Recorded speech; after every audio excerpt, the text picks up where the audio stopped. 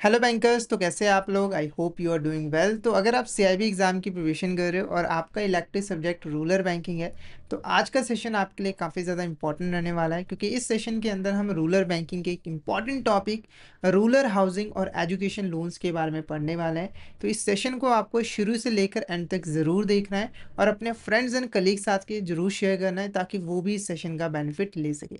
अब फटाफट से बिना किसी देरी के आज के सेशन को स्टार्ट करते हैं। तो आज इस लेक्चर के अंदर हम रूरल हाउसिंग और एजुकेशन लोन से रिलेटेड कुछ इंपॉर्टेंट क्वेश्चंस को डिस्कस करने वाले हैं। तो फटाफट से बिना किसी देरी के आज के क्वेश्चंस को स्टार्ट करते हैं। तो आज का फर्स्ट क्वेश्चन देखो, what is the maximum loan amount for education under the priority sector lending guidelines. तो ये जो प्रायोरिटी सेक्टर लैंडिंग गाइडलाइंस है, उसके अंदर एजुकेशन के लिए आपको मैक्सिमम कितना लोन जो है वो मिलता है। Option A 10 lakhs, option B 15 lakhs, option C 20 lakhs या फिर ऑप्शन डी 25 लैक्स। तो फटाफट से बताइए इस क्वेश्चन का करेक्ट आंसर आपको क्या लग रहा है। प्रायोरिटी सेक्टर लैंडिंग गाइडलाइंस के अंदर आपको मैक्सिमम कितना एजुकेशन लोन जो है वो मिल जाता है। तो इस क्वेश्चन का जो करेक्ट आंसर रहेगा वो रहेगा option D 25 lakh is the correct answer. पहले ये जो लिमिट थी वो 20 लाख की थी, पर इसको इंक्रीज करके 25 लैक्स जो है वो कर दिया गया था। ठीक है। उसके बाद देखो, which of this statement is correct regarding the securities required for an education loan. तो आप जब भी एजुकेशन लोन लेने जाते हो बैंक से, तो आपको कोई ना कोई सिक्योरिटी जो है वो देनी पड़ती है। तो उसी के रिगार्डिंग कौन सी स्टेटमेंट करेक्ट है। पहला देखो, अगर आप अप टू 4 लाख रुपीज़ तक का लोन लेते हो तो वहाँ पर आपको कोई भी सिक्योरिटी देने की ज़रूरत नहीं होती है। बस आपके जो पेरेंट्स होते हैं वो जॉइंट बोरोवर्स होते हैं। तो ये यहाँ पर बिल्कुल जो है वो करेक्ट है। इसका मतलब है कि अगर स्टूडेंट लोन रिपे नहीं कर पाता है तो बैंक जो है उनके पेरेंट्स से लोन को रिकवर जो है वो कर सकते हैं।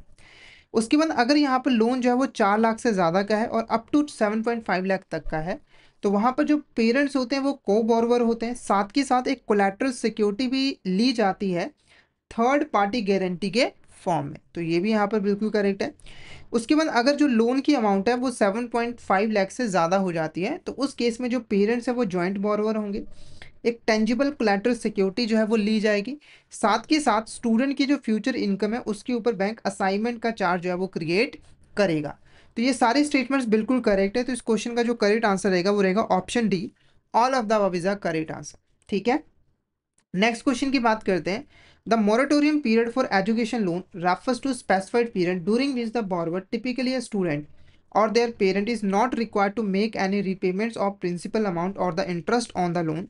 What does the moratorium period for education loan cover? देखो, मोरेटोरियम पीरियड क्या होता है। तो देखो, जब भी आप एजुकेशन लोन लेते हो ना, तो बैंक आपको एक पर्टिकुलर टाइम पीरियड देता है जिसके अंदर आपको लोन की रिपेमेंट नहीं करनी होती है। जैसे नॉर्मली देखो, एक स्टूडेंट है, अगर उसने पढ़ाई के लिए लोन लिया है तो अभी वो पढ़ ही रहा होगा। वो लोन की रिपेमेंट तब तक नहीं कर सकता है जब तक कि उसकी पढ़ाई पूरी नहीं हो जाती है। तो बेसिकली स्टूडेंट को एक मोरेटोरियम पीरियड दिया जाता है जहां पर ना तो स्टूडेंट को कोई लोन की रिपेमेंट करनी होती है और ना ही उसके पेरेंट्स को। तो वो मोरेटोरियम पीरियड कितना है? पहला है कोर्स पीरियड ओनली, जितने टाइम पीरियड का कोर्स होता है उतना टाइम पीरियड, या फिर कोर्स पीरियड प्लस 1 ईयर, जितना भी कोर्स पीरियड है। जैसे अगर 3 साल का कोर्स है तो उसके अंदर 1 साल और ऐड जो है वो कर दिया जाता है, या फिर जैसे कोर्स एंड हो जाता है उसके बाद 6 मंथ, या फिर जैसे कोर्स एंड होता है तो 2 साल का टाइम पीरियड और मिल जाता है। तो इस क्वेश्चन का जो करेक्ट आंसर रहेगा वो ऑप्शन बी रहेगा। जैसे अगर स्टूडेंट का जो कोर्स पीरियड है वो 3 साल है, तो 1 साल ऐड करके 4 साल का मोरेटोरियम पीरियड होगा। 4 साल में उसे कोई भी यहाँ पर लोन की रिपेमेंट करने की जरूरत नहीं है, ना ही प्रिंसिपल ना ही इंटरेस्ट की। ठीक। नेक्स्ट क्वेश्चन की बात करते हैं। How long is the repayment period for all categories of education loan. देखो, जब आप एजुकेशन लोन लेते हो तो उसे रिपे भी तो करना होता है ना, तो रीपेमेंट पीरियड कितना होता है। अब देखो, आप पढ़ाई पूरी करने के बाद एकदम से लोन की रिपेमेंट तो कर नहीं सकते हो, तो आपको एक पर्टिकुलर टाइम पीरियड देता है बैंक। तो वो मैक्सिमम टाइम पीरियड कितना है? 10 साल, 12 साल, 15 साल या फिर 20 साल।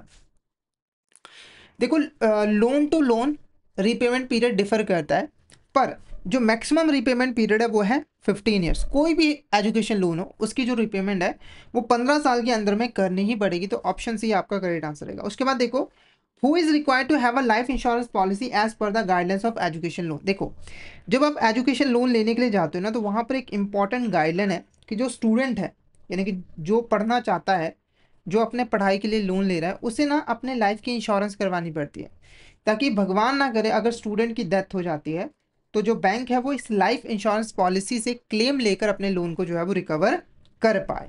ठीक है, तो किसके लिए कंपलसरी है? तो कंपलसरी है उस स्टूडेंट के लिए जो यहाँ पर एजुकेशन लोन जो है वो ले रहा है। तो ऑप्शन सी आपका करेक्ट आंसर रहेगा।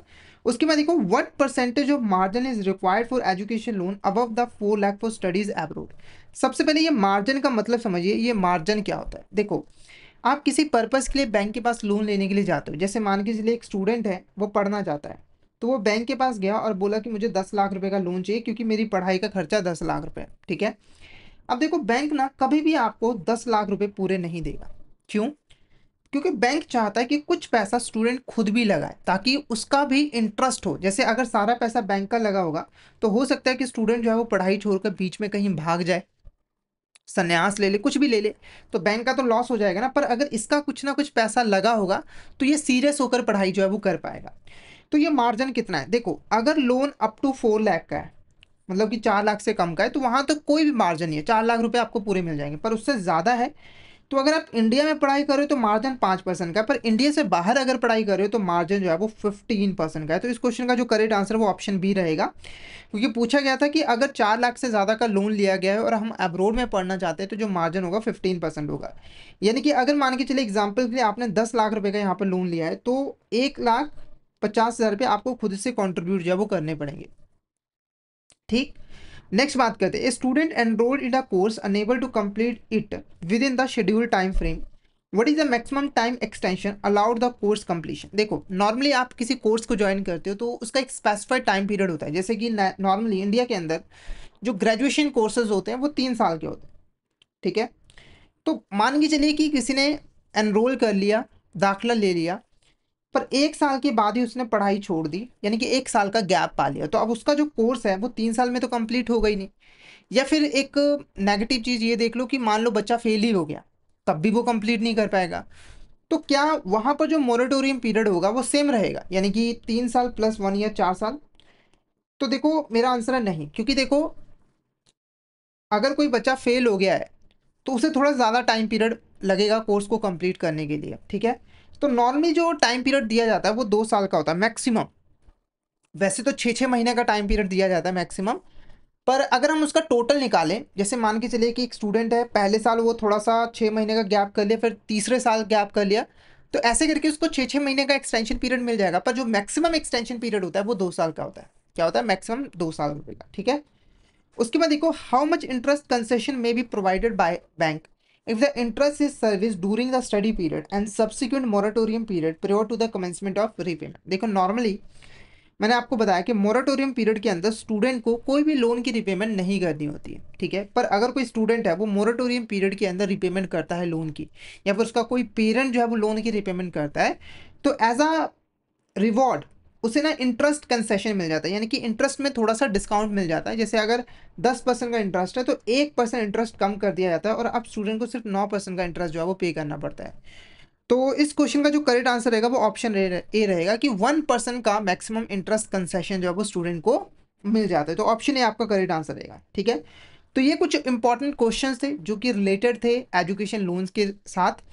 अब एक एक क्वेश्चन उठता है कि एजुकेशन लोन की अगर हम बात करें तो कौन कौन से ऐसे कोर्सेज हैं जिनमें एडमिशन लेने के लिए हमें एजुकेशन लोन मिल सकता है। तो देखो, अगर आप इंडिया के अंदर पढ़ाई कर रहे हो तो इंडिया के अंदर कोई भी ग्रेजुएशन कोर्स, या फिर कोई भी आप बड़ी यूनिवर्सिटी के अंदर पढ़ने जा रहे हो जैसे आईआईटी, तो उसके लिए आपको लोन मिल जाता है।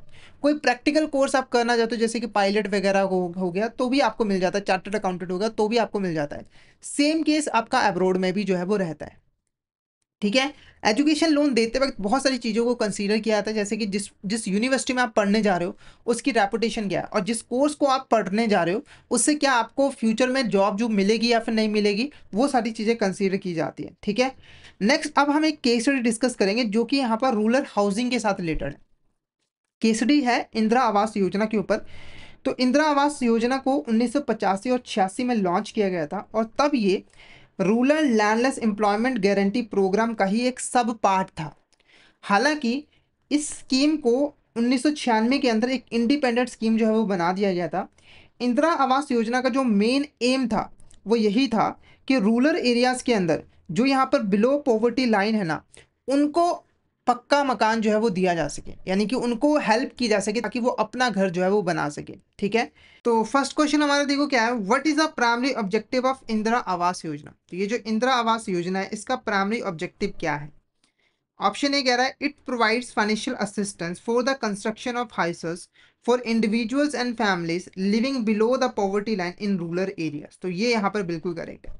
इंदिरा आवास योजना का प्राइमरी ऑब्जेक्टिव यही था कि रूरल एरियाज के अंदर जो इंडिविजुअल और फैमिलीज बिलो पॉवर्टी लाइन है उनको फाइनेंशियल असिस्टेंस प्रोवाइड की जा सके ताकि वो अपना घर जो है वो कंस्ट्रक्ट कर पाए, यानी कि बनवा पाए।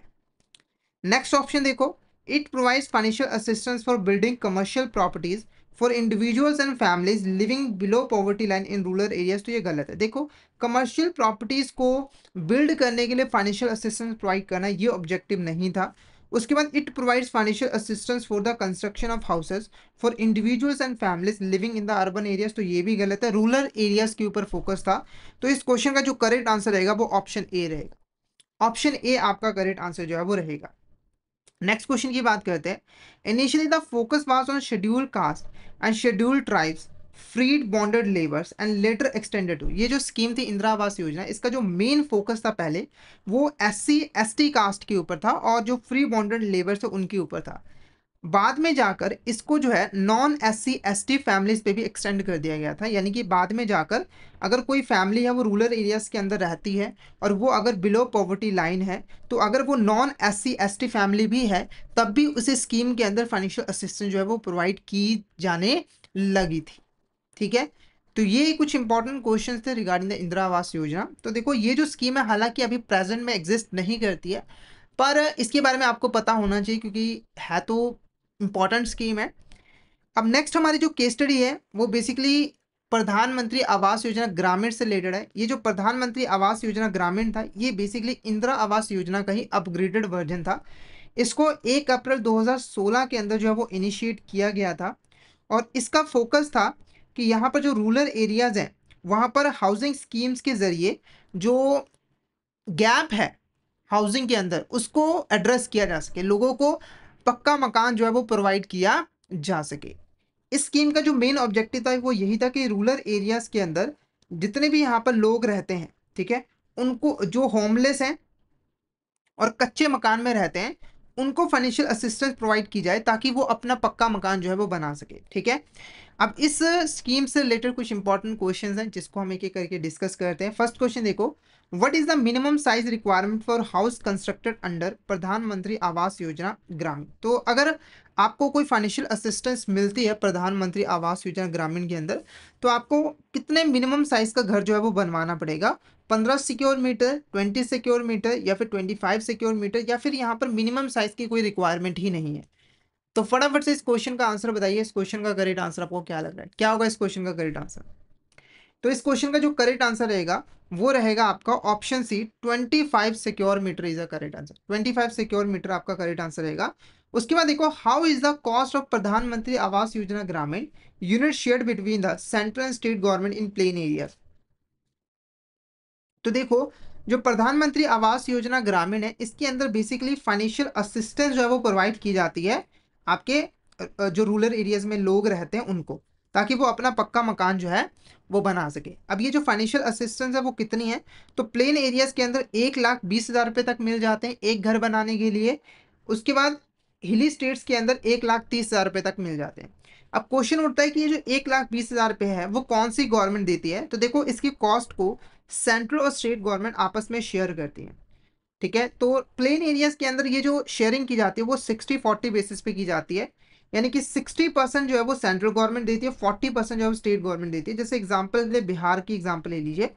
अगर बिहार है, ठीक है, तो वहां पर अगर किसी को 1,20,000 रुपये दिए जा रहे हैं तो इसमें से 60% जो है वो सेंट्रल गवर्नमेंट देगी और 40% जो है वो स्टेट गवर्नमेंट यानी कि बिहार गवर्नमेंट जो है वो देगी। हालांकि हिली स्टेट्स है तो वहां पर जो रेशो चेंज हो जाती है, वो जो रेशो है वो 90:10 है, यानी कि 90% सेंट्रल गवर्नमेंट और 10% जो है वो आपकी स्टेट गवर्नमेंट जो है वो कंट्रीब्यूट करती है। उसके बाद देखो, which of the following is exclusion criterion for receiving benefits under the प्रधानमंत्री आवास योजना ग्रामीण। तो देखो, कौन कौन से ऐसे लोग हैं जो कि इस स्कीम के अंदर बेनिफिशियरी नहीं बन सकते हैं। सबसे पहले देखो, अगर कोई इंडिविजुअल है जिसके पास ऑलरेडी एक पक्का हाउस है तो वो बेनिफिशियरी नहीं बन सकता। ऑब्वियस सी बात है, गवर्नमेंट का ऑब्जेक्टिव है कि ऐसे लोग जिनके पास या तो घर नहीं है या फिर कच्चा मकान है उनको दिया जाए ताकि वो अपना पक्का मकान बना सके। अगर किसी के पास पहले से ही पक्का मकान है तो उसको क्यों दे। उसके बाद अगर कोई इंडिविजुअल है जिसके पास कोई भी मोटराइज्ड व्हीकल है, जैसे कि बाइक हो गई या फिर कार हो गई या फिर फिशिंग बोट हो गई, ठीक है, या फिर मैकेनाइज्ड एग्रीकल्चर इक्विपमेंट है, तो वो भी बेनिफिशियरी नहीं बन सकता है। उसके बाद अगर कोई किसान है जिसके पास किसान क्रेडिट कार्ड है और उसकी जो क्रेडिट लिमिट है 50,000 से ज़्यादा, तो उसे भी नहीं मिल सकता है बेनिफिट। उसके बाद कोई गवर्नमेंट एम्प्लॉय है या फिर कोई हाउस होल्ड है जिसका एक मेंबर 10,000 से ज़्यादा कमा रहा है, तो वो भी जो है बेनिफिशियरी नहीं बन सकते हैं। तो ऑप्शन डी आपका करेक्ट आंसर रहेगा, यानी कि ये सारे के सारे एक्सक्लूड कर दिए गए हैं, यानी कि ये बेनिफिशियरी जो है वो नहीं बन सकते हैं। उसके बाद देखो, which of the following statement regarding the sanction and disbursement process under the प्रधानमंत्री आवास योजना ग्रामीण अनकरेक्ट। ठीक है, तो देखो, जैसे ही सैंक्शन लेटर इशू किया जाता है, यानी कि अगर किसी इंडिविजुअल को लो फाइनेंशियल असिस्टेंस जो है वो सैंक्शन कर दिया गया है, तो सैंक्शन लेटर के इशू होने के बाद 1 हफ्ते के अंदर अंदर में उसके बैंक अकाउंट में पैसे आ जाने चाहिए। तो ये बिल्कुल यहाँ पे जो है वो करेक्ट है। उसके बाद जो हाउस है उसको सिर्फ और सिर्फ गवर्नमेंट अपॉइंटेड कॉन्ट्रैक्टर ही जो है वो कंस्ट्रक्ट कर सकते हैं। तो ये गलत है, क्योंकि देखो, जो हाउस है उसको या तो जो इंडिविजुअल है वो खुद कंस्ट्रक्ट कर सकता है या फिर वो अपनी सुपरविजन के अंदर उसको कंस्ट्रक्ट करवा सकता है किसी भी कॉन्ट्रैक्टर या फिर डीलर से। तो ये स्टेटमेंट गलत है। उसके बाद जो बेनिफिशियरी है उसे जो कंस्ट्रक्शन है वो 12 महीनों के अंदर अंदर में कंप्लीट करना पड़ेगा जब उसे सैंक्शन लेटर मिला था। तो ये भी बिल्कुल करेक्ट है, यानी कि कोई भी बंदा डिले नहीं कर सकता, उसको पैसा मिला है तो उससे वो घर ही जो है वो बनवाएगा। ठीक है, उसके बाद अगर जो लोन है उसे differential rate of interest scheme के अंदर अवेल करना है, तो उस केस में जो मॉनिटरिंग और सैंक्शन होगी वो BLBC, DLBC और SLBC लेवल पे की जाएगी। तो ये भी स्टेटमेंट जो है वो बिल्कुल करेक्ट है। तो इस क्वेश्चन का जो करेक्ट आंसर रहेगा वो रहेगा आपका यहाँ पर first, third and fourth is a correct answer. पहली, तीसरी और चौथी स्टेटमेंट जो है वो करेक्ट है प्रधानमंत्री आवास योजना के डिसबर्समेंट और सैंक्शन के रिगार्डिंग। बाकी जो दूसरी स्टेटमेंट है वो यहाँ पर जो है वो गलत है। नेक्स्ट क्वेश्चन की बात करते हैं, which of this statement is correct regarding the interest subsidy scheme for those not covered under the प्रधानमंत्री आवास योजना ग्रामीण। देखो, अब जो लोग प्रधानमंत्री आवास योजना ग्रामीण के अंदर नहीं आते हैं उनके लिए एक नई स्कीम जो है वो लॉन्च की गई थी 2017 के अंदर, वो थी इंटरेस्ट सब्सिडी स्कीम। इस स्कीम के अंदर बेसिकली लोगों को सब्सिडी प्रोवाइड की जाती थी इंटरेस्ट के ऊपर। ठीक है, तो ये जो न्यू स्कीम थी वो बेसिकली रूरल हाउसिंग को ही प्रमोट करने के लिए लेकर आई गई थी। इसे 2017 के अंदर जो है यूनियन कैबिनेट के द्वारा जो है वो अप्रूव कर दिया गया था।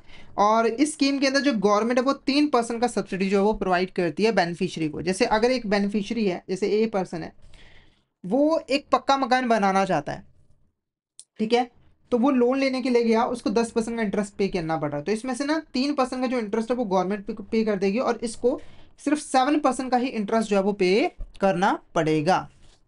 It enable people in rural areas to construct new houses or make addition to their existing पक्का houses in order to improve the dwelling units। तो ये भी बिल्कुल करेक्ट है। ये people को enable करते हैं कि वो या तो नया हाउस बनवा सकते हैं या फिर वो अपने एग्जिस्टिंग पक्का हाउस के अंदर एडिशन जो है वो कर सकते हैं। तो ये भी बिल्कुल करेक्ट है। उसके बाद ये जो स्कीम है इसको नेशनल हाउसिंग बैंक ने इंप्लीमेंट किया था और जो बेनिफिशियरी है उसको जो इंटरेस्ट सब्सिडी मिलती है वो अप टू 2 लाख रुपीज़ तक के लोन तक मिल सकती है। तो ये बिल्कुल यहाँ पर करेक्ट है, यानी कि अगर आपने 3 लाख रुपए का लोन लिया है 10% के इंटरेस्ट के ऊपर, तो 2 लाख का जो लोन है उसके ऊपर तो आपको 3% का सब्सिडी मिल जाएगा, यानी कि आपको 7% का इंटरेस्ट पे करना पड़ेगा। पर 1 लाख का जो लोन है उसके ऊपर आपको पूरा 10% का इंटरेस्ट जो है वो पे करना पड़ेगा। अब ये इंटरेस्ट कैसे, इंटरेस्ट सब्सिडी कैसे मिलता है, तो गवर्नमेंट ये 3% का जो इंटरेस्ट सब्सिडी है वो नेशनल हाउसिंग बैंक को दे देता है। उसके बाद ये जो नेशनल हाउसिंग बैंक है ये प्राइमरी लैंडिंग इंस्टीट्यूशन जैसे कि आपके जो बैंक्स वगैरह हैं उनको दे देते हैं, जिनसे कि वो जो है वो गवर्नमेंट को कम इंटरेस्ट पे लोन इशू जो है वो कर देते हैं। तो ये सभी स्टेटमेंट्स बिल्कुल करेक्ट है। तो ऑप्शन डी आपका यहाँ पर करेक्ट आंसर जो है वो रहेगा। तो ये कुछ इंपॉर्टेंट क्वेश्चंस थे जो कि रिगार्डिंग थे एजुकेशन लोन और रूरल हाउसिंग के रिगार्डिंग। तो आई होप आपको ये क्वेश्चन अच्छे तरीके से क्लियर हो गए होंगे। अगर आपको कोई भी डाउट आते तो आप चैट बॉक्स में मैसेज करके पूछ सकते हो। क्लियर हो गया तो एक बार मैसेज करके जरूर बता दीजिएगा। अब हम एक इंपॉर्टेंट टॉपिक को कवर करेंगे, वो है इकोनॉमिक फीचर्स। ठीक है, तो इस टॉपिक को शुरू करने से पहले अगर आप सिस्टमैटिक वे में रूरल बैंकिंग की प्रिपरेशन करना चाहते हो तो आप हमारे कोर्सेज में एनरोल कर सकते हो, जहां पर हम आपको प्रोवाइड करवाते हैं कॉन्सेप्चुअल वीडियोस जो कि हमारे हिंदी और इंग्लिश लैंग्वेज के मिक्स में अवेलेबल होते हैं। इसी के साथ हम आपको mock test, mega mock test भी प्रोवाइड करते हैं और कॉम्प्लीमेंट्री PDF नोट्स भी प्रोवाइड कर देते हैं, जिनकी हेल्प से आप इजीली रिवीजन कर सकते हो, प्रैक्टिस कर सकते हो और अपने एग्जाम को फर्स्ट अटेम्प्ट में क्लियर कर सकते हो। तो हमारा जो कोर्स है वो आपके लिए काफ़ी ज़्यादा बेनिफिशियल रहने वाला है। तो अगर आप हमारे कोर्स को एनरोल करना चाहते हो तो हमारे जो कोर्स है वो इजीली एक्सेसिबल है। आपको हमारे जो ऐप है वो app store, Google play store दोनों ही जगहों पे मिल जाएंगे। गूगल प्ले स्टोर पर हमारी ऐप का नाम है लर्निंग सेशन IBF एग्जाम्स, और ऐप स्टोर पर हमारी ऐप का नाम है लर्निंग सेशन IIBF। तो इन ऐप के थ्रू आप हमारे कोर्सेज में एनरोल कर सकते हो। इसके अलावा हमारी एक वेबसाइट भी है iibf.info, उसके थ्रू भी आप हमारे कोर्सेज में एनरोल जो है वो कर सकते हो। ठीक है, और अभी हमारे कोर्स में अगर आप एनरोल करते हो तो आपको अप टू 82% तक का डिस्काउंट मिल जाएगा। और अगर आपको कोर्स से रिलेटेड कोई भी डिटेल चाहिए तो आपको हमारे व्हाट्सएप ग्रुप को ज्वाइन कर लेना है, जिसका नंबर है 8360944207। ठीक है, और इस व्हाट्सएप ग्रुप पे आप हमें मैसेज कर दीजिएगा रूरल बैंकिंग लिख के, तो आपको सारी की सारी जो कोर्स की डिटेल्स है वो यहाँ पे जो है वो मिल जाएगी। ठीक है, और हमारे टेलीग्राम चैनल को भी जरूर ज्वाइन कर लीजिएगा, क्योंकि हम इसमें एग्जाम से रिलेटेड, क्लासेस से रिलेटेड जितने भी इंपॉर्टेंट अपडेट्स हैं वो डालते रहते हैं। और अगर आपको भी किसी भी तरह की क्वेरी आती है तो आप इस चैनल पे मैसेज कर सकते हो। तो फटाफट से हमारे टेलीग्राम चैनल को ज्वाइन कर लीजिए ताकि कोई इंपॉर्टेंट अपडेट आपसे मिस ना हो जाए। इसका लिंक आपको वीडियो के डिस्क्रिप्शन बॉक्स में मिल जाएगा। अब बढ़ते हैं नेक्स्ट टॉपिक की तरफ। ठीक है, तो नेक्स्ट टॉपिक का फर्स्ट क्वेश्चन देखो। Dash is a state or condition in which individual, a group of people or community lacks the financial resources required to meet their basic needs and maintain a minimum standard of living। ठीक है, तो एक ऐसी condition जहां पर किसी individual या फिर ग्रुप ऑफ पीपल के पास इतने भी फाइनेंशियल रिसोर्सेज नहीं होते हैं कि वो अपनी बेसिक नीड्स को फुलफिल कर पाए और एक मिनिमम स्टैंडर्ड ऑफ लिविंग को मेंटेन कर पाए, तो उस कंडीशन को हम पॉवर्टी कहते हैं, वेल्थ कहते हैं, प्रोस्पेरिटी कहते हैं, या फिर अफ्लुएंस कहते हैं। फटाफट से बताइए इस क्वेश्चन का करेक्ट आंसर आपको क्या लग रहा है, क्या होगा इस क्वेश्चन का करेक्ट आंसर। तो इस क्वेश्चन का जो करेक्ट आंसर रहेगा वो रहेगा option A, poverty is a correct answer. Poverty is a correct answer. ठीक है, नेक्स्ट क्वेश्चन की बात करते हैं। Which of this statement defines poverty line, इसमें से कौन सी ऐसी स्टेटमेंट है जो कि बेस्ट तरीके से पॉवर्टी लाइन को डिफाइन करती है। पहले देखो, पॉवर्टी लाइन बेसिकली एक बेंचमार्क होता है, थ्रेशहोल्ड होता है, जिसका यूज किया जाता है ऐसे इंडिविजुअल्स और हाउस होल्ड्स को आइडेंटिफाई करने के लिए जो कि गरीब माने जाते हैं। तो ये यहाँ पर बिल्कुल जो है वो करेक्ट है। ये जो पॉवर्टी लाइन है ना वो एक मिनिमम लेवल ऑफ इनकम या फिर कंजम्पशन होती है। जैसे एग्जाम्पल के लिए मान के चलिए एक शहर है जहां पर एक मिनिमम स्टैंडर्ड ऑफ लिविंग को मेंटेन करने के लिए महीने में 5,000 रुपये की ज़रूरत पड़ती है। तो ये जो 5,000 रुपये है यही बेसिकली पॉवर्टी लाइन है। ठीक है, अब अगर किसी के पास 5,000 रुपये है तो वो पॉवर्टी लाइन के अबव है। अगर किसी के पास 5,000 रुपये नहीं है, जैसे अगर उसके पास 3,000 रुपये ही है, तो वो पॉवर्टी लाइन के बिलो माना जाएगा, यानी कि गरीब माना जाएगा। ठीक है, तो ये भी बिल्कुल करेक्ट है। उसके बाद ये जो पॉवर्टी लाइन है इसको गवर्नमेंट, इंटरनेशनल ऑर्गेनाइजेशन, रिसर्चर जो है वो इस्टेब्लिश करते हैं, जिसके लिए वो बहुत सारे फैक्टर्स जैसे कि cost of living, inflation, local economic condition को कंसीडर करते हैं। तो ये भी बिल्कुल जो है वो करेक्ट है। तो option D, all of the above is the correct answer. ये सारी की सारी जो स्टेटमेंट्स हैं वो यहाँ पर बहुत अच्छे तरीके से पॉवर्टी लाइन को डिफाइन करी है, इसीलिए हमारा जो करेक्ट आंसर रहेगा वो रहेगा option D, all of the above is the correct answer. Next question की बात करते हैं। Poverty line is typically set by government authorities and international organization based on the cost of basic basket of goods or services that are considered essential for maintaining a minimum standard of living. Which of these is a component of poverty line? ठीक है, देखो poverty line को कौन यहाँ पे जो है वो डिटरमाइन करता है, government authority and international organisation. अब क्वेश्चन उठता है कि ये पॉवर्टी लाइन को कैसे सेट करते हैं, कैसे डिटरमाइन करते हैं। तो बेसिकली देखो, एक ना कॉस्ट कैलकुलेट की जाती है बास्केट ऑफ गुड्स और सर्विसेज की, जो कि इसेंशियल मानी जाती है एक मिनिमम स्टैंडर्ड ऑफ लिविंग को मेंटेन करने के लिए। जैसे मान के चलिए अगर आपको एक minimum standard of living maintain करना है तो कुछ आपकी बेसिक नीड्स है, जैसे कि आपको एजुकेशन चाहिए, आपको फूड चाहिए, आपको शेल्टर चाहिए, आपको क्लोथ चाहिए। तो ये जो बास्केट है गुड्स और सर्विसेज की, उसकी कॉस्ट को निकाला जाता है। जैसे मान के चलिए ये आपके यहाँ पर कुछ बास्केट बन गई है और इसकी जो कॉस्ट है वो 5,000 रुपये। तो ये जो गवर्नमेंट अथॉरिटीज है ना वो 5,000 को जो है वो पॉवर्टी लाइन जो है वो सेट कर देंगे। ठीक है, तो क्वेश्चन पूछ रहा है कि पॉवर्टी लाइन को जब हम कैलकुलेट करते हैं तो उसके कंपोनेंट क्या क्या होते हैं। पहला देखो, फूड कंपोनेंट होता है, बिल्कुल ये तो इंक्लूड किया ही जाएगा, यानी कि फूड पे आपको कितना खर्चा करना पड़ रहा है ये इंक्लूड की जाती है। उसके बाद नॉन फूड आइटम्स भी कुछ होती हैं जो कि बहुत ज़्यादा ज़रूरी होती हैं, जैसे कि एजुकेशन, हेल्थ केयर फैसिलिटीज, तो उसके ऊपर कितना खर्च करना पड़ रहा है वो भी इंक्लूड किया जाता है। उसके बाद कुछ हमारे बिहेवियर के ऊपर भी डिपेंड करता है, कुछ चीज़ें हमें करनी अच्छी लगती हैं तो उसके ऊपर जो आप खर्च करते हो, जैसे किसी को अगर चाय पीनी अच्छी लगती है तो वो चाय पे खर्च कर रहा है, तो वो इंक्लूड की जाती है। तो ये तीनों हमारे इंपॉर्टेंट कंपोनेंट होते हैं पॉवर्टी लाइन के। तो इस क्वेश्चन का जो करेक्ट आंसर रहेगा वो रहेगा option D, all of the above is the correct answer. All of the above आपका करेक्ट आंसर जो है वो रहेगा। ठीक है, तो जो गवर्नमेंट अथॉरिटीज है जब वो बेसिक बास्केट ऑफ गुड्स और सर्विसेज की कॉस्ट को निकाल रही होती है तो वो इन सभी कंपोनेंट की कॉस्ट को कैलकुलेट करती है और इनको कंबाइन करती है, फिर जाकर पॉवर्टी लाइन को जो है वो सेट करती है। तो इस क्वेश्चन का जो करेक्ट आंसर रहेगा वो रहेगा option D, all of the above is the correct answer. Next question की बात करते हैं। Dash is a statistical measure used to indicate the proportion or percentage of a population living the below the poverty line. It is a key indicator used to assess the extent of poverty within a specific region, country और population group. ठीक है, तो देखो एक ना statistical major होता है जिसकी हेल्प से हम ये पता लगा पाते हैं कि पॉपुलेशन का कितना प्रपोर्शन या फिर परसेंटेज जो है वो बिलो पॉवर्टी लाइन है, और इससे हम असेस कर पाते हैं कि किसी भी स्पेसिफिक रीजन, कंट्री या फिर पॉपुलेशन ग्रुप के अंदर कितनी पॉवर्टी देखने को मिल रही है। पहला inflation rate, poverty rate, poverty ratio या फिर बोथ बी एंड सी। फटाफट से इस क्वेश्चन का आंसर बताइए, इस क्वेश्चन का आंसर क्या रहेगा। इस स्टैटिस्टिकल मेजर को हम यहां पर क्या कहते हैं, इन्फ्लेशन रेट, पॉवर्टी रेट या पॉवर्टी रेशियो या फिर बोथ बी एंड सी, क्या होगा इस क्वेश्चन का करेक्ट आंसर, फटाफट से बताइए। तो इस क्वेश्चन का जो करेक्ट आंसर वो है option D, both B and C is the correct answer. यानी कि इसे हम पॉवर्टी रेट भी कह सकते हैं, इसे हम पॉवर्टी रेशियो भी कह सकते हैं। तो ऑप्शन डी आपका करेक्ट आंसर रहेगा। नेक्स्ट क्वेश्चन की बात करते हैं।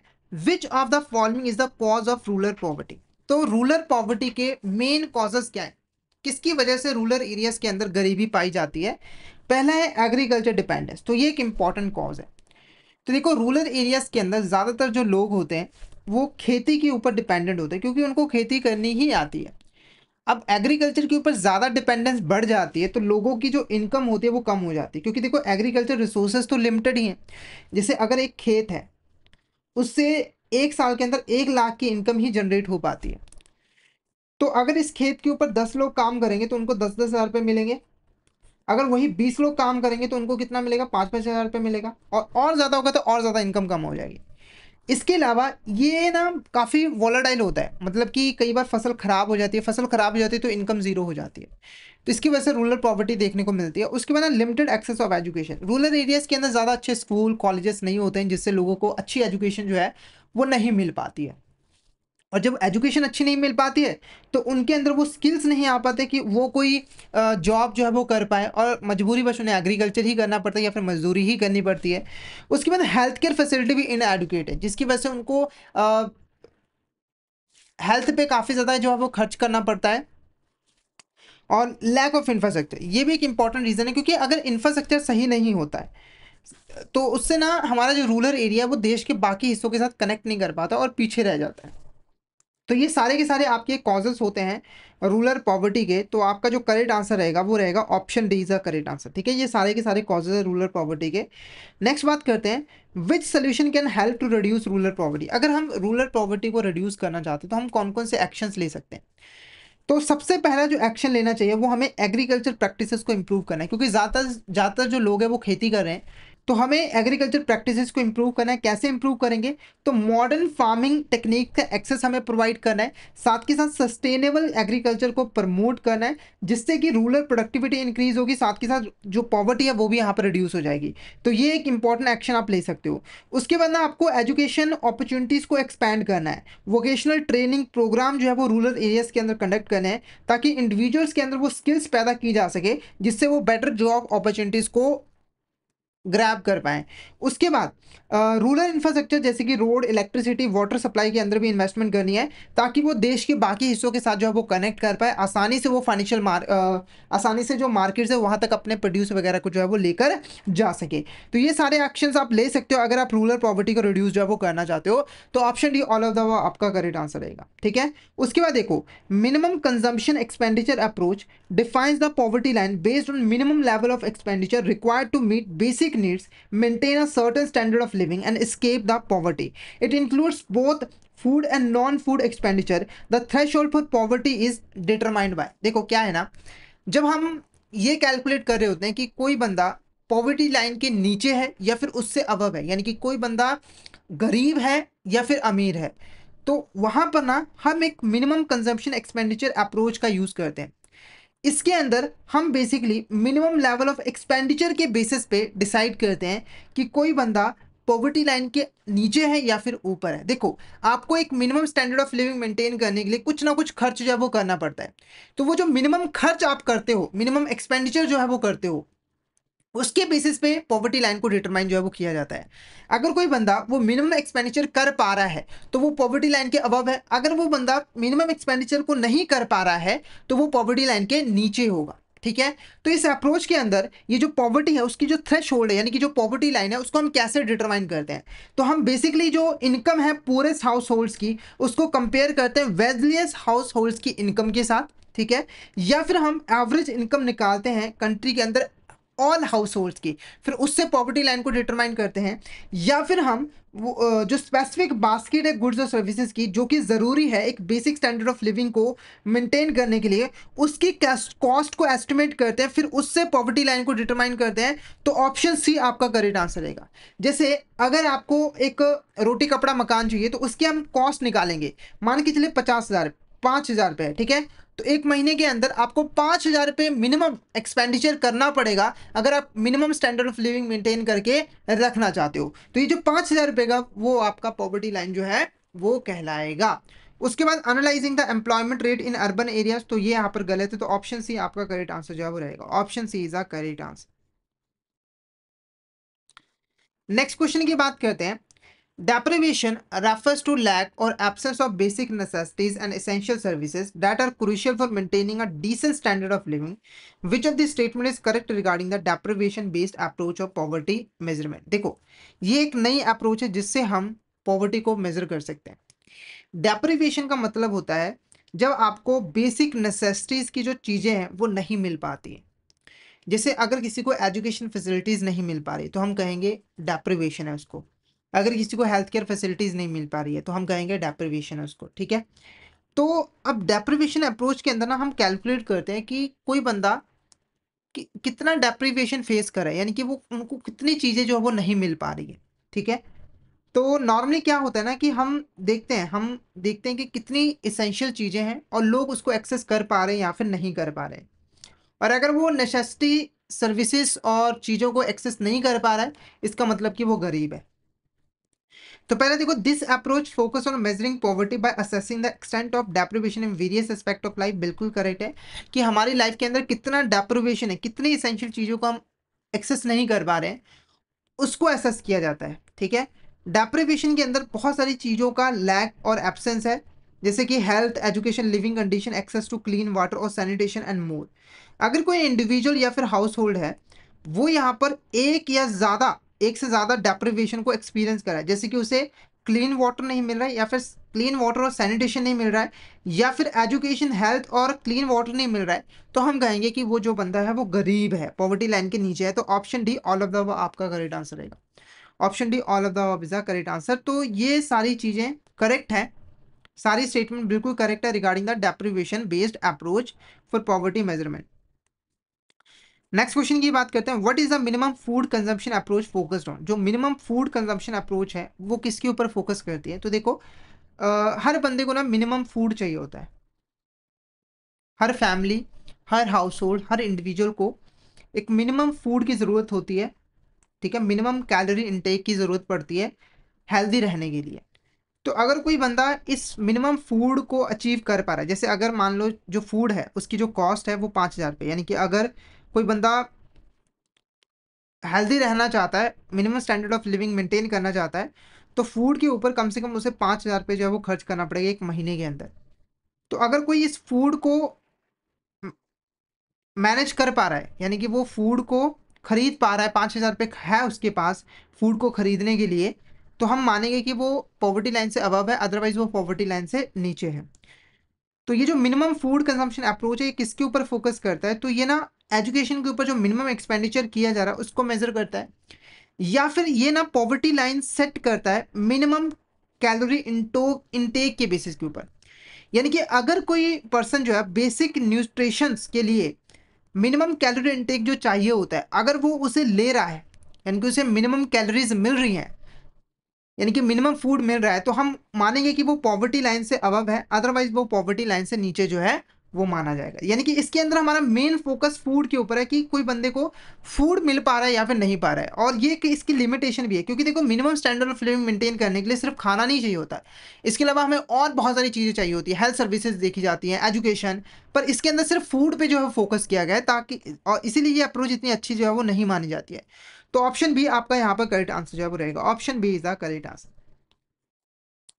क्लियर है आपको यहाँ तक? कोई भी डाउट हो चैट बॉक्स में मैसेज करके पूछ सकते हो। क्लियर हो गया तो एक बार मैसेज करके जरूर बता दीजिएगा कि आपको यहाँ तक क्लियर। नेक्स्ट क्वेश्चन की बात करते हैं। Dash refers to mode of economic growth that meets the need of present without the compromising the ability of future generation to meet their own need. ठीक है, तो देखो इकोनॉमिक ग्रोथ सबको चाहिए, हमें चाहिए, आपको चाहिए, सबको चाहिए। हर कोई चाहता है कि अगर उसकी इनकम अभी 10,000 रुपये है तो आने वाले सालों में उसकी इनकम बढ़कर 1,00,000 रुपये हो जाए। ठीक है, पर हमें यह भी ध्यान रखना है कि हम खुद की ग्रोथ करने के चक्कर में कहीं फ्यूचर जनरेशन की जो ग्रोथ है उसको तो नहीं रोक रहे। जैसे अभी एग्जांपल देता हूँ वाटर की। देखो वाटर लिमिटेड है, आप सभी को पता है, पीने वाले पानी की कमी है। कई ऐसे एरियाज हैं जहां पर लोगों को पीने वाला पानी जो है वो खरीदना पड़ रहा है, खरीद के पीना पड़ रहा है, उसको अभी तक नहीं मिल पा रहा है। ठीक है, तो आज की जो जनरेशन के लोग हैं वो वाटर को बिंदास यूज करते हैं, मतलब उनको फ्यूचर की कोई चिंता ही नहीं है कि हमारे आने वाले बच्चों को पानी की कमी ना हो जाए या फिर उनको पानी मिलेगा या फिर नहीं मिलेगा। वो क्या करते हैं, बिंदास वाटर का यूज़ करते हैं। कई लोग तो ऐसे होते हैं कि गर्मियों में शावर खोल के बैठ जाते हैं और एक एक घंटा बस शावर के नीचे रहते हैं, पानी को बर्बाद करते हैं। तो देखो आपको जब ऐसी चीज़ें होती है तो आपको एक्शन लेना चाहिए। एक्शन मतलब कि आपको सोचना चाहिए कि अगर हम अभी पानी बर्बाद करेंगे तो फ्यूचर में आने वाली जनरेशन्स का क्या होगा। तो हमें ग्रोथ इस तरीके से करना है, यानी कि हमें पानी को इस तरीके से यूज करना है कि हमारी भी ग्रोथ हो, फ्यूचर जनरेशन की भी यहाँ पर ग्रोथ हो। ठीक है, तो इस तरह की जो अप्रोच होती है डेवलपमेंट की, उसे हम क्या कहते हैं? उसे हम सस्टेनेबल डेवलपमेंट कहते हैं, इंडस्ट्रियल रेवोल्यूशन कहते हैं, इकोनॉमिक ग्लोबलाइजेशन कहते हैं, या फिर हम टेक्नोलॉजिकल एडवांसमेंट कह देते हैं उसको। फटाफट से इस क्वेश्चन का आंसर बताइए, इस क्वेश्चन का करेक्ट आंसर क्या है? जैसे ऑप्शन ए सस्टेनेबल डेवलपमेंट आपका यहाँ पे करेक्ट आंसर है। एक और एग्जांपल मैं आपको देता हूँ। जैसे आजकल देखो इंडस्ट्रियलाइजेशन का बहुत ज़्यादा ग्रोथ हो रहा है, जिसकी वजह से पोल्यूशन काफ़ी ज़्यादा बढ़ रहा है, और आने वाले सालों के अंदर धरती जो है वो इंसानों के रहने के लायक नहीं रहेगी। फ्यूचर जनरेशन के लिए जीना काफ़ी ज़्यादा मुश्किल हो जाएगा। तो आपको जब ये चीज़ें पता है तो इंडस्ट्रीज की ग्रोथ ऐसे की जानी चाहिए कि फ्यूचर में उसका ज़्यादा इम्पैक्ट जो है वो ना पड़े आने वाली जनरेशन के ऊपर। और गवर्नमेंट इसके लिए काफी ज्यादा काम भी कर रहे हैं, और इस डेवलपमेंट को हम सस्टेनेबल डेवलपमेंट कहते हैं। नेक्स्ट क्वेश्चन की अगर हम बात करें, sustainable development goals are set of 17 pointed targets. The sustainable development goals agenda was accepted by all members of the. देखो ये जो सस्टेनेबल डेवलपमेंट गोल्स है ये बेसिकली है क्या, तो हमारे जो यूनाइटेड नेशंस के जो मेंबर थे, जिसके अंदर भारत भी आता है, उन्होंने 2012 के अंदर री डी जेनेरियो काउंसिल के अंदर सस्टेनेबल डेवलपमेंट गोल्स को एक्सेप्ट किया था। यानी कि यहाँ पर 17 गोल्स थे जिनके ऊपर कंट्रीज ने काम करने का वादा जो है वो किया था, जिसके अंदर इंडिया भी था। यानी कि उन्होंने बोला था कि अब हम सस्टेनेबल डेवलपमेंट के ऊपर जो है वो फोकस करेंगे। तो क्वेश्चन पूछना था कि वो जो मेंबर्स थे जिन्होंने इन सस्टेनेबल डेवलपमेंट गोल्स के एजेंडा को एक्सेप्ट किया था, वो मेंबर्स किसके थे? ऑप्शन है world health organisation, option B world world health development, या फिर यूनाइटेड नेशन, या फिर बोथ ANC। तो इस क्वेश्चन का जो करेक्ट आंसर रहेगा वो रहेगा आपका option C, united nations is the correct answer. United nations आपका करेक्ट आंसर रहेगा। उसके बाद देखो sustainable development goals agenda was implemented in, ये जो सस्टेनेबल गोल्स एजेंडा इसको एक्सेप्ट तो 2012 के अंदर कर लिया गया था, पर इसे इंप्लीमेंट कब किया गया था वो आपने यहाँ पर बताना है।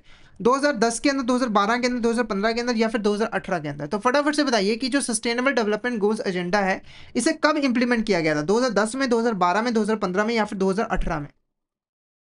फटाफट से इस क्वेश्चन का आंसर बताइए, इस क्वेश्चन का आंसर आपको क्या लग रहा है?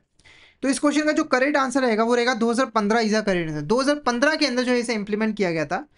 नेक्स्ट क्वेश्चन देखो, green bonds are financial instrument issued to raise fund specifically earmarked for project और activities that have positive environmental और climate benefits. Green bonds are bonds issued by. देखो ग्रीन बॉन्ड्स क्या होता है? देखो अगर कोई कंपनी है, वो कोई ऐसा प्रोजेक्ट जो है वो स्टार्ट करना चाहती है जिसका एनवायरनमेंट को काफ़ी ज़्यादा बेनिफिट होगा, एनवायरनमेंट फ्रेंडली है। जैसे मान के चलिए कि एक कंपनी है, वो एक शहर के अंदर जहाँ पॉपुलेशन पोल्यूशन बहुत ज़्यादा है, वहां पर एक बहुत बड़ा पार्क बनाना चाहती है और उसके अंदर बहुत सारे पेड़ पौधे लगाना चाहते हैं ताकि पॉपुलेशन को थोड़ा कंट्रोल किया जा सके और लोगों को फ्रेश एयर दी जा सके। तो ये जो प्रोजेक्ट है इसको कंप्लीट करने के लिए इसको पैसों की जरूरत है, तो ये ना इस प्रोजेक्ट के लिए ग्रीन बॉन्ड इशू कर सकते हैं और ग्रीन बॉन्ड इशू करेंगे तो इनको फंड्स मिलेंगे जिससे ये प्रोजेक्ट को कंप्लीट जो है वो कर पाएंगे। तो ये जो ग्रीन बॉन्ड्स है इसको कौन इशू कर सकता है? सॉवरेन एंटिटी यानी कि गवर्नमेंट इशू कर सकती है, या फिर कॉर्पोरेट से इशू कर सकते हैं, या फिर मिनिस्ट्री ऑफ कॉमर्स इशू कर सकते हैं, या फिर बोथ ए एंड बी। तो फटाफट से इस क्वेश्चन का आंसर बताइए, इस क्वेश्चन का करेक्ट आंसर आपको क्या लग रहा है, क्या होगा इस क्वेश्चन का करेक्ट आंसर? तो इस क्वेश्चन का जो करेक्ट आंसर रहेगा वो रहेगा option D, both A and B is the correct answer. इन ग्रीन बॉन्ड्स को कॉर्पोरेट्स और सॉवरेन एंटिटी दोनों ही इशू जो है वो कर सकते हैं और फंड रेजिंग जो है वो कर सकते हैं। तो इसका यूज बेसिकली फंड रेजिंग के लिए जो है वो किया जाता है। उसके बाद देखो, India is committed to SDG 13 which calls for climate action. India has made 5 Panch Amrit commitment to combat climate change. Which of these not included in Panch Amrit commitment? देखो क्या था कि जो सस्टेनेबल डेवलपमेंट गोल्स थे 17, उसमें जो 13 गोल था वो था क्लाइमेट एक्शन लेना, यानी कि क्लाइमेट चेंज को रोकना। तो यहां पर इंडिया ने वादा किया था, 5 पंच अमृत कमिटमेंट किए थे कि वो क्लाइमेट चेंज को कॉम्बैट करेंगे, यानी कि 5 चीजों के ऊपर वो काम करेंगे। तो इनमें से वो कौन से कमिटमेंट है जो कि पंच अमृत कमिटमेंट के अंदर नहीं आती है? पहला देखो, first agenda was to raise non fossil fuel based energy capacity of country 500 gigawatt by 2013। तो बिल्कुल करेक्ट है, non fossil fuel based energy capacity को इंक्रीज करने की कमिटमेंट जो है वो इंडिया ने दी थी। उसके बाद achieving the target for net zero emission by year 2070, ये भी बिल्कुल करेक्ट है। 2070 तक जो यहाँ पर नेट जीरो एमिशन था उसे यहाँ पर अचीव करना है, यानी कि 2070 तक जो कार्बन डाइऑक्साइड है उसकी एमिशन को हमें बिल्कुल ही रोक देना है। उसके बाद fulfilling 50% of energy requirement from renewable energy sources by 2013, बिल्कुल करेक्ट है। 2030 तक इंडिया जो है 50% अपनी जो एनर्जी रिक्वायरमेंट्स है वो रिन्यूएबल एनर्जी से कंप्लीट फुलफिल करेगा, तो बिल्कुल करेक्ट है। उसके बाद क्लीन ड्रिंकिंग वाटर बाय 2014, तो ये कमिटमेंट जो है वो नहीं थी, तो ऑप्शन डी आपका करेक्ट आंसर रहेगा, option D is the correct answer. उसके बाद देखो, the 17 goals agreed under the sustainable development goals include, देखो वो जो 17 गोल्स थे सस्टेनेबल डेवलपमेंट गोल्स के अंदर वो कौन कौन से थे, इनमें से कौन कौन से वो 17 गोल्स के अंदर जो है वो आते थे? पहला देखो, no poverty, zero hunger, good health wellbeing, quality education, या फिर ऑल ऑफ द अबव। तो फटाफट से इस क्वेश्चन का आंसर बताइए, इस क्वेश्चन का करेक्ट आंसर आपको क्या लग रहा है, क्या होगा इस क्वेश्चन का करेक्ट आंसर? तो इस क्वेश्चन का जो करेक्ट आंसर है वो है ऑप्शन ई का करेक्ट आंसर। ये सारे के सारे 17 गोल्स के अंदर थे। अब वो जो 17 गोल्स थे उनको एक एक करके डिस्कस कर लेते हैं। तो इसके अंदर सबसे पहले आता था नो पॉवर्टी, यानी कि हमें पूरे वर्ल्ड के अंदर जो गरीबी है उसको खत्म करनी है, जीरो कर देनी है। उसके बाद दूसरा गोल था जीरो हंगर, यानी कि ये जो भुखमरी है उसे भी हमें खत्म कर देनी है, यानी कि लोगों को खाना प्रोवाइड करना है, यानी कि इस तरीके से हमें ग्रोथ करनी है कि किसी को भी खाने की कमी जो है वो ना हो।